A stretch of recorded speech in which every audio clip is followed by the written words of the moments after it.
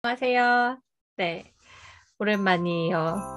벌써 12월이고 이제 곧 크리스마스가 다가오고 있는데 친구들 집에 예쁘게 트리 했나요? 네, 트리 장식 하는데 여러 가지 도구들이 있어요. 이런 오너먼트도 있고, 네, 이런 새 모양도 있고, 또 이런 막대 사탕 같은 이런 모양도 있는데 이런 오너먼트 어떤 걸 달아야 하는지 알고 있어요, 친구들? 네, 오늘 그 얘기 한번 해보려고요. 우리가 아는 크리스마스와 또 성경에서 말하는 크리스마스, 그래서 그거와 관련된 크리스마스 트리를 어떻게 하는 것이 더 좋은 것일까, 옳은 것일까 한번 이야기 나눠보겠습니다. 네, 예수님의 크리스마스 그리고 산타 크리스마스에 대해서 이야기 나눠보겠습니다.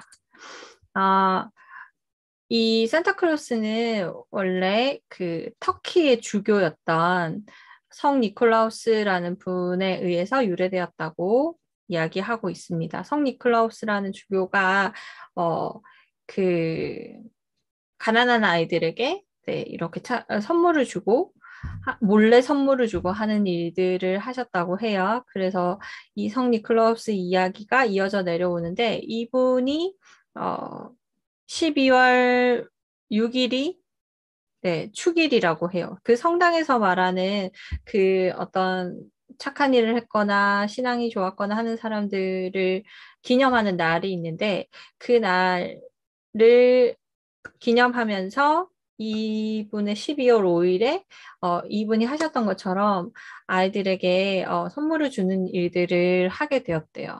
그런데 이렇게 하다가 이분의 이름을 영어식으로 산테클라스라고 부르기 시작했고, 이게 나중에 미국으로 가고 또 하면서 이름도 산타크로스로 바뀌고, 이 산타크로스의 복장도 원래는 검은색 옷이었는데 빨간색 옷으로 바뀐 것도 이 코카콜라 회사에서 그렇게 설정을 한 거라고 해요.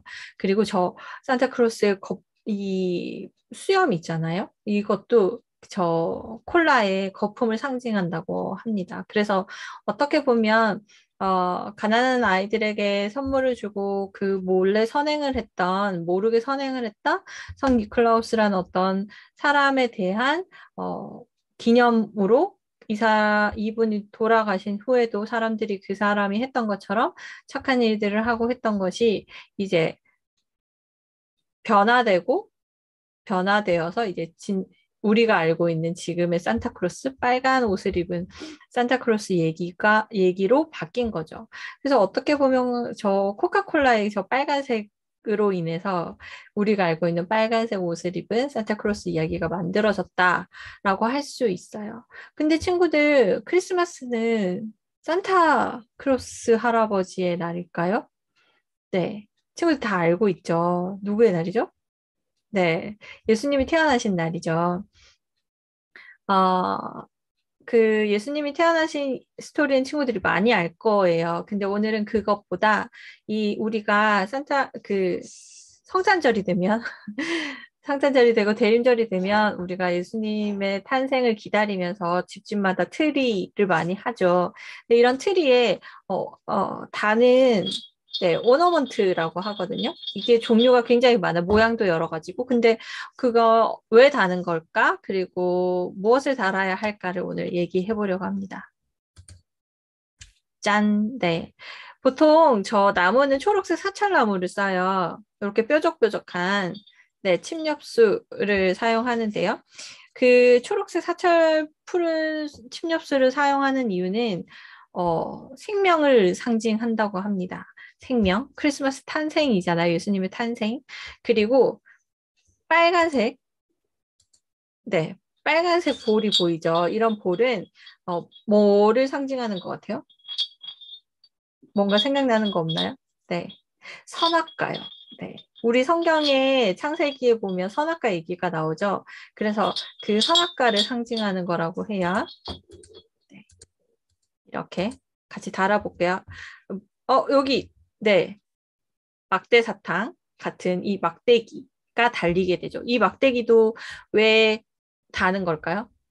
한 가지 말해주면 이 트리에는 사실은 기독교, 우리가 믿는 하나님과 예수님에 관련된 물건들을 사실은 오너먼트로 다는 거예요. 그래서 예수님의 오심을 기다리는 거거든요. 그래서 이 막대기는 또 그러면 그와 연관지어서 뭐와 상관이 있을까요? 네. 예수님이 태어난다는 소식을 천사들이 누구에게 알려줬었죠? 네. 목동들에게죠. 그래서 그 목동들이 들고 있다? 네, 지팡이. 막대기와 지팡이를 들고 있는데 보통 그 지팡이를 이렇게 상징해서 네, 오너먼트로 달게 됩니다. 또 달아볼까요? 네. 그리고 이런 새 모양 오너먼트가 많이 등장을 해요. 왜 하필 이 새를 다는 걸까요? 새 하면 생각나는 거 혹시 있어요? 출애굽기랑 관련 있어요.